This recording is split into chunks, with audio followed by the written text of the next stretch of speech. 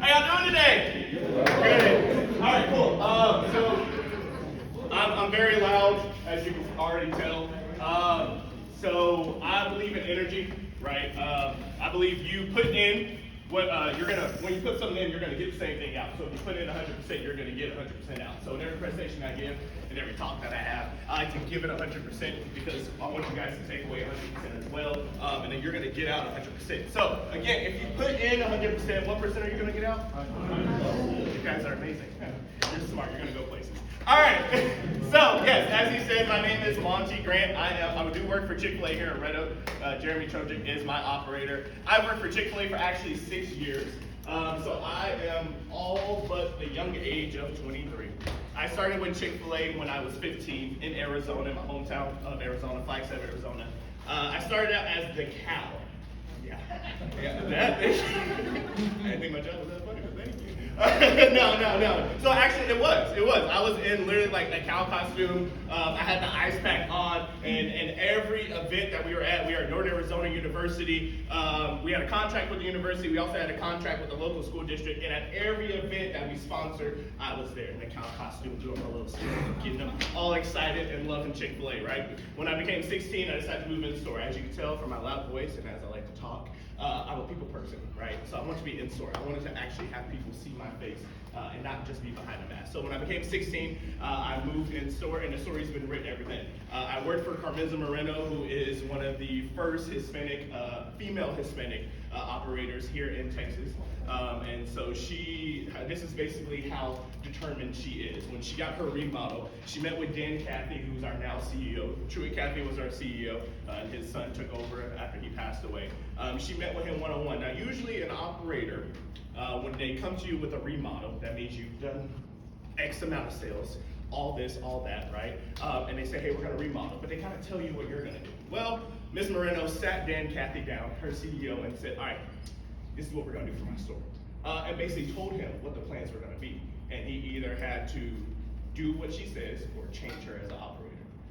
Well, the CEO kept her as an operator because she brought that many sales to Texas, right? So I worked for her, and if you throw out her name in the Chick-fil-A world, you're like, oh, you work for her? Yeah, I work for her. She's a determined young lady, but then she's also an individual that does not take anything, that knows her job, knows we're gonna go over the why, how, and who of what she's doing. And really worked there. So when I became a director there, and then I moved over here into Lancaster, Jeremy had just built his store. He was 2 years old at the time. And I said, hey, I want to come work for you. This is what I got. This is what we're going to do. He asked me the question. He said, Monty, would you rather be respect or liked? And as a 23-year-old, you probably think I said liked. No, I said respected, right? A certain likability comes with respect. Period, point blank, right? He asked me, what's my leadership style? Now, for those of you who are parents, you're gonna laugh at this. I said, oh, here. My leadership style I got from my mother. Yeah, almost everything. One of the things she says to me, Monty, if you do it right the first time, you don't have to do it again, right?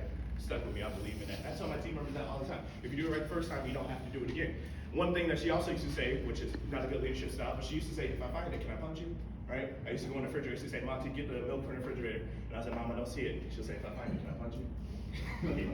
Best believe I was like, wait, here we go. It's right there. It's right behind the horseshoes. I found it. You're good. Sometimes I say it to my team members jokingly, like, if I find it, can I punch you? And they're like, no, he's serious. I'm not serious. We don't do that. That's not how we get them to say my pleasure. We don't need them. But that's a little quick snippet about me and what I do in here at Chick-fil-A. So we got approached with the conversation of customer service, right? I'm gonna break that down. We're not just gonna talk about customer service. We're gonna talk about service. Right? We call our customers, we don't call them customers, we call them guests. You're a guest in my home. But we're going to talk it down into service, right? Everything you do has to amount to service, right? You have to choose. In every statement that you see up there, you see why, how, and who. Why do I choose to serve? How will I choose to serve? And who will I choose to serve? You see the word choose, right? We did John Maxwell, if you've ever heard of John C. Maxwell. John Maxwell, he does a leadership training, right? And everything, the first lesson is attitude. Everything that you do, you choose. Now at Chick-fil-A, we get our lovely handful of the guests that we love, and we get the phone call, and we forgot to put 3 Chick-fil-A sauces instead of 2, so we get that lovely phone call, how they just ruin your day, right? And we have to choose. Am I going to listen to this conversation and respond to this conversation in a positive light or a negative light. It's so easy to choose it. When they call me everything but a child of God, it is so easy to respond in a negative connotation, right? So easy. But I have to choose to respond in a positive connotation, right? So everything that you do when it comes down to service, you will choose to do it. When you wake up each and every day, when you wake up each morning, when you see these students, you're face to face with them, you're charging them to be young adults, right? Young athletes, a model of what the life school actually stands for, you're going to choose to do that.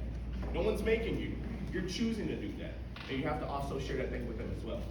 So before we get started, like I said, I do like energy. So I know you guys just got done with lunch or eating lunch provided by me. Thank you. I hope it was great. If it was bad and you did not get the pickles in your sandwich, I'll take your notes out there.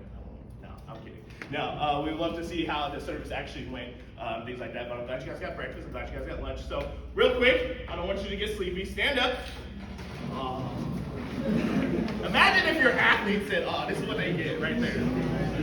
Coach, make me get what? All right, so just gonna be real quick. I love energy, and I love that community, and I love unity. So what I'm gonna have you do, let me get behind my pulpit. I'm gonna have you turn to your neighbor and say, "Neighbor!" That's pitiful. Now, all of you are coaches or trainers at least, and you know that energy is everything, and you tell your athletes give it 110% even when you're finishing up, right? So we're gonna try that one more time. Turn to your neighbor and say, "Neighbor!" Neighbor! You look good today. Now turn to your other neighbor and say, "Neighbor!" Neighbor! I know I do. All right, take a seat.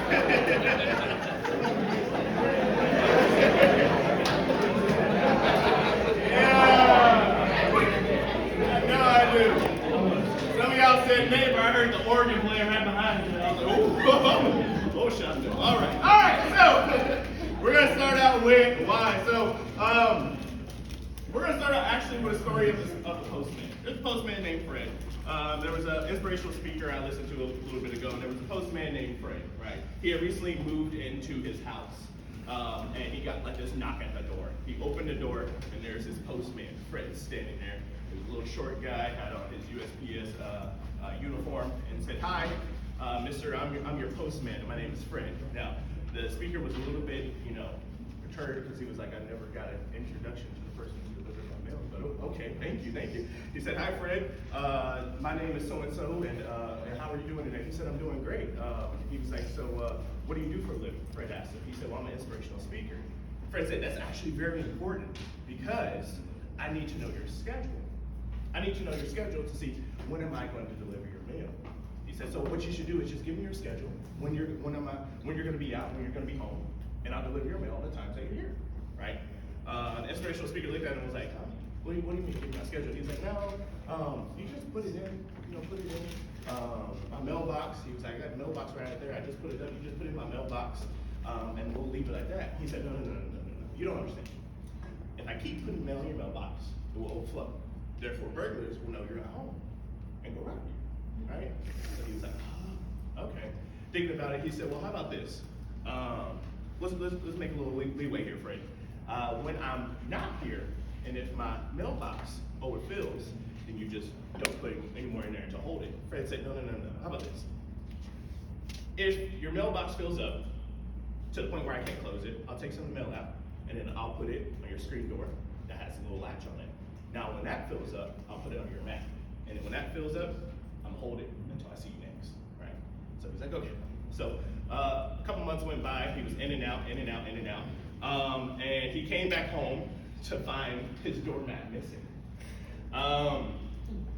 He looked around the corner, and there's a package by FedEx with the doormat sitting over it. Luckily, Fred was on the case. What happened was FedEx had delivered the package 5 houses down. Fred realized that, because that's his route, said, "No, that's not that person's house." Took the package back, wrote a little letter saying what happened, and then tried to disguise it with the doormat, put it to the side, right, to get it out of the way.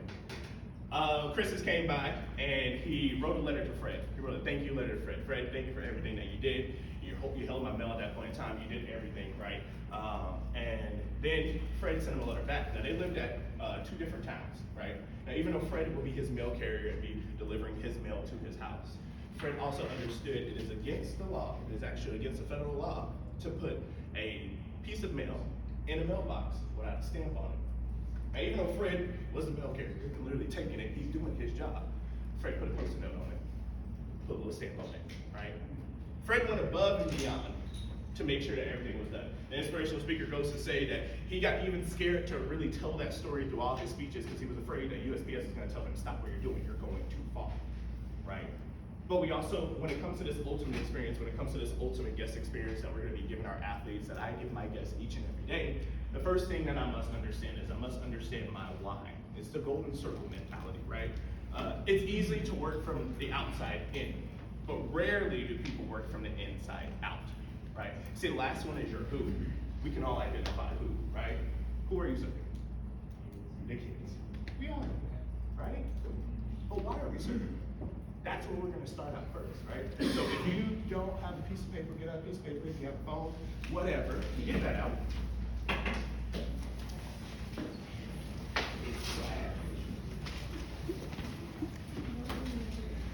And I'm going to give you 3 basic ingredients.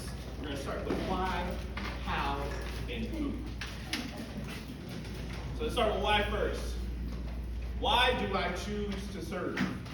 Why do you choose to serve? When it comes to why, we have to make that very clear. Clarity with why will be your #1 ingredient. You must have clarity of the why. What is your purpose, your cause, and your belief? Simply, why do you get out of bed each and every morning and do what you do? Let's take a few minutes. I want to understand, what is your why? Why?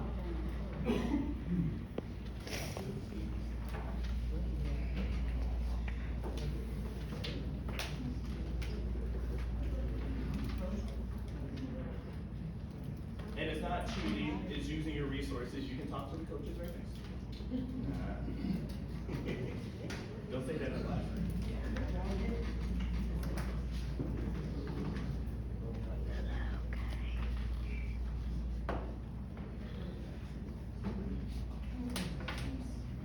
Why do you choose to serve? I'll give you a very simple why. Let me give you the Chick-fil-A mission statement. On a 6-year service, I must know it by heart. The Chick-fil-A mission statement says, to glorify God by being a faithful steward to all that is entrusted into us and to have a positive influence who all come in contact with Chick-fil-A. Yeah. Glorify God by being a faithful steward to everything that is entrusted into us. Yes, we are a Christian-based company, but there is more that is entrusted to me than that. There's quality. There's food safety standards. There's cleanliness. There's attitude, there's emotions, there's development, there's analyzing. There's a lot of stuff that's entrusted to me, and I'm going to be a faithful steward to that. Each and every week, I have a certain amount of reports that go to Jeremy. I have a certain amount of reports that go to corporate to basically identify what we're doing, right? I have to glorify God by being a faithful steward to all that is entrusted to me and have a positive influence when I come in contact with Chick-fil-A. Your brand is Life School. Have a positive influence to everyone who comes in contact with that, right? You got to go back to the brand. I want them to be a part of this brand and love it so much that generations and generations' legacies are being set forth with this brand. So real quick, as my mama used to say, I'm a volunteer you, been voluntold. I'm a volunteer someone to tell me what their why statement is. This group, you guys have been very energetic. Man, what's your name? Charity. Charity. Awesome, Miss Charity. What's your why? Speak life into my athletes and encourage them to be all they can be, excellent and be on and off the court.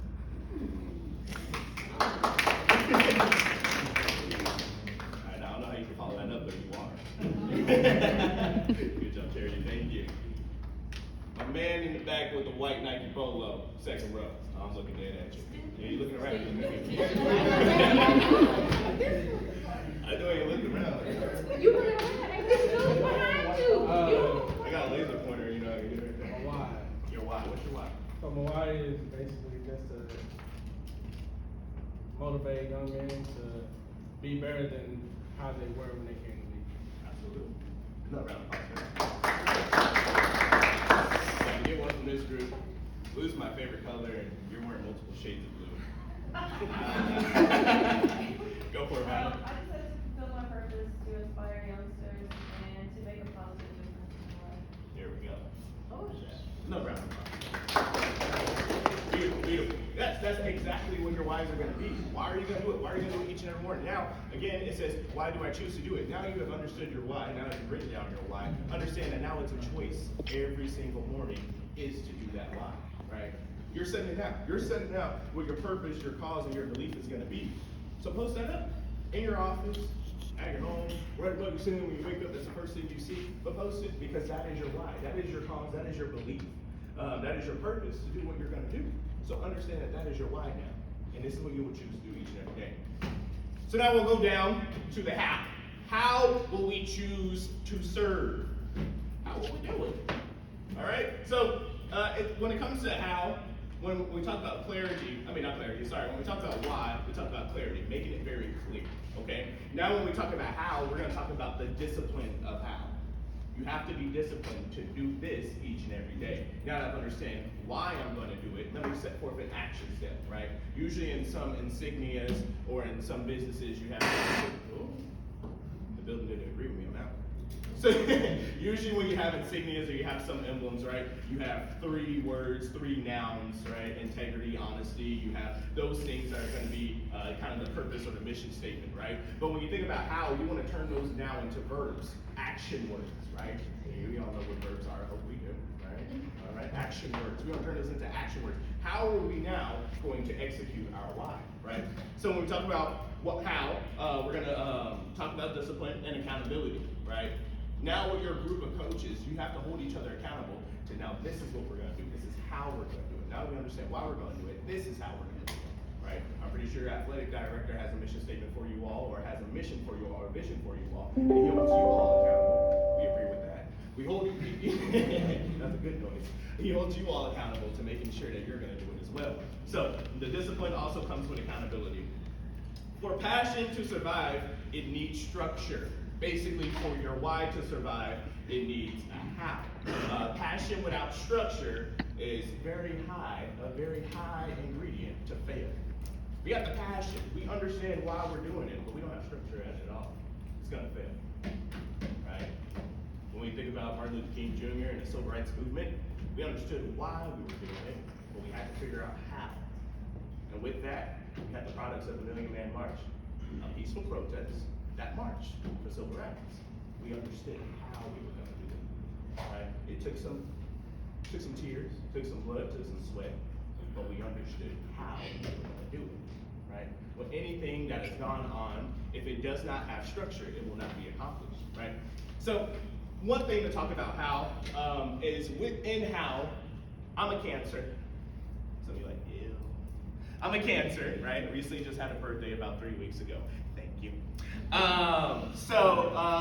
Cancers, we're very in touch with our emotions, right? So they say, oh, you're too emotional. I'm in touch with my emotions, okay? Yes, we're very in touch with our emotions, but also good and bad, we can be manipulative. I'll say that, we can, right? But I do it to use it towards the good side. One thing when you talk about how is that, write this down, my AP government teacher used to say, if I say it twice, it's on the test. You guys don't have a test, you have a test of life, so I'll say it twice, right?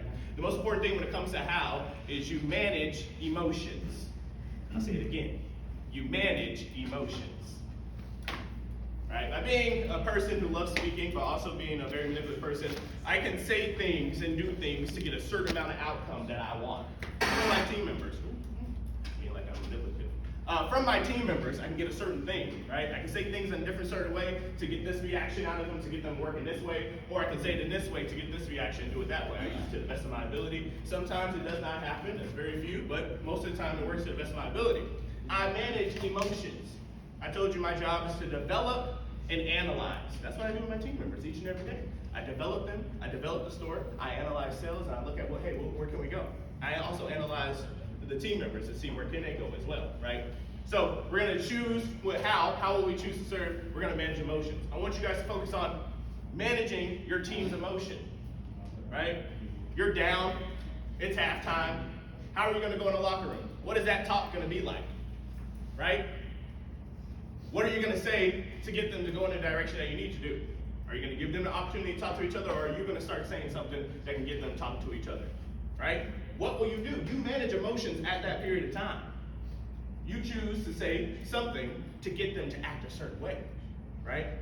The way we do that is Chick-fil-A. I'll teach you how it is. I teach my team members this every day, and I say, hey, even if you leave Chick-fil-A, Chick-fil-A is not your last, your final step. But if you do this, this is going to get you in the door. This is going to help you make an expression with that person. Chick-fil-A, we have the core 4. All right? And it's basically how we're going to talk to people. Number 1, we create eye contact. There's a lot of you, I'm looking you in the eye.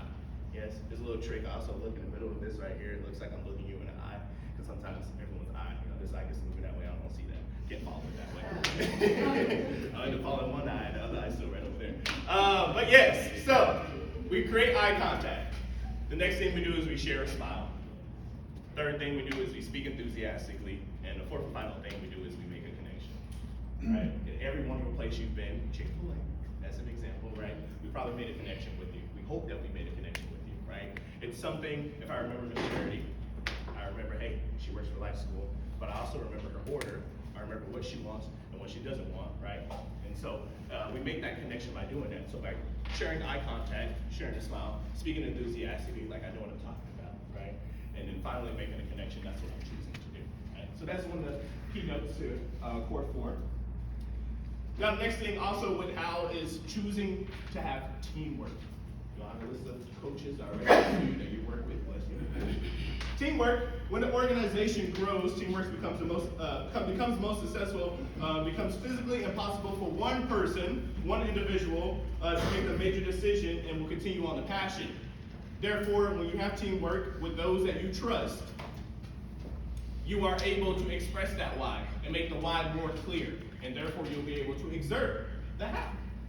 With that, real quick, let's go over a few. We went over why, you said how, you said why you do what you do. Now let's go over and let's write how we would do it. So give about 30 seconds, write how will you do it.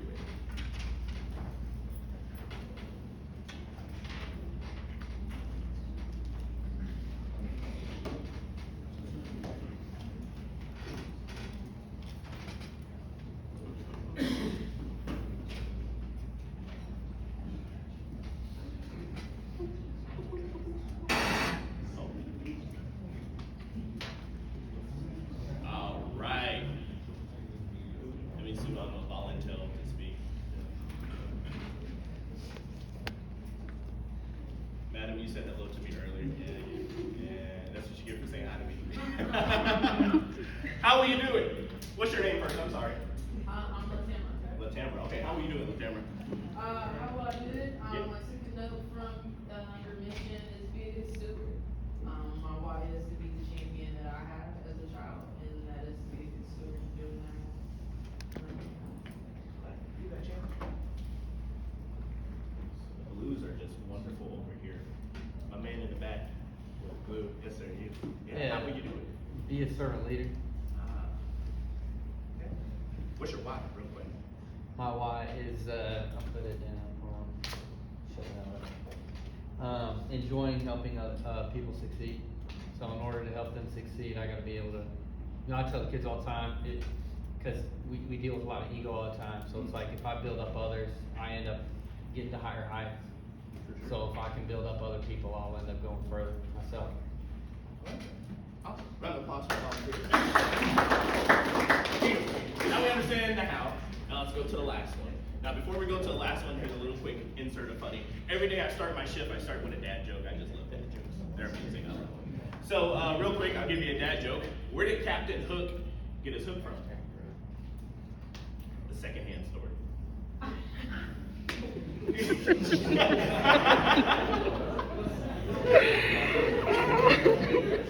That would above a few people's heads. There's a real corny one, and I'll end with this one. What's a cat's favorite salad dressing? Ranch. Alright, cool. Alright, so finally we're gonna go over your who. When we talk about who, we talk about consistency. Alright? When we talk about who, we talk about consistency. You must be consistent with who you are serving. If that changes year to year, now you're serving a different grade level, be consistent that year with that same grade level. But you have to be consistent with who you're serving, right? When you're who's, the key thing about your who's, and I'll give you an example of that, is your who's must receive value. It's really important, so I'll say it twice. Your who's must receive value. From 6 a.m. until 2 p.m., we have our daytime shift, right? Those are our more seasoned individuals, our more mature, older individuals that need this job to pay bills. So their value factor is a little bit different. They will do anything you say, when you say it. You say jump, they'll say how high, because at the end of these 2 weeks, they need this paycheck to pay some bills. They're my adults. Now, where I work as the nighttime director from 2 to 10, I have my young adults. Yeah, y'all work with young adults. I have my young adults. That's where my leadership style as a parent comes into play. Their value factor is way different. They don't need this job to pay bills. They live under mom and dad's roof. That car they driving, sweet 16. You know, they don't need that, right? It's probably because mom and dad said, hey, you're gonna put some gas in your vehicle. You're gonna pay partial of the insurance. You gotta take care of something. We're gonna slide you into some responsibilities, right? So that's their value factor. Their value factor is totally different. So in order to get them to do the same thing, to be the same consistent Chick-fil-A in every day part, I have to switch up their value factor. My young men and my young women are competitive. I mean, they don't like to lose. So what we did SOS. SOS stands for speed of service. We did an SOS challenge. Let's see, can we match today's SOS with the night's SOS, right? At 2 o'clock and down and 2 o'clock and up, that's where day is. 2 o'clock and down is where we are. We made a visual for them, colored it red when it was 4 minutes and above. At Chick-fil-A, we don't let you go above 4 minutes. We colored it red when it was 4 minutes above. We colored it green when it was 4 minutes and below. Well, 3:59 and below, really. By the end of the last month, that's when we finished the challenge in June. My night kids had more green than the daytime. And boy, when they were walking in at 2 o'clock in, they said, y'all see that red on y'all challenge? They even made up a name. When we got, for every hour, from 2 until 10, when we got all green, they called it the green bean. Man, they were clocking in and talking about, we're gonna get that green bean today! Yeah! I mean, they were hyping each other up like, green bean! All right, yeah, like they were excited to get a green bean. I'd never heard kids excited about vegetables until I heard that. I was like, green, okay. All right, and they made up that name by themselves, the green bean. Right? Even to the point where in our leadership chat, as directors and Jeremy, I got Jeremy, my operator, talking about, y'all got a green bean tonight? Like, bro, you've been on vacation for 2 weeks, what you know, right? What you know about a green bean? But yes, right? We have to keep it consistent with them. We have to help them find value. And so once they found value in everything that they're doing, it was easy for them to get it done. So once we kind of gave them our why, we executed the how, now we understand the who we're gonna do it for, all that amounts to each other.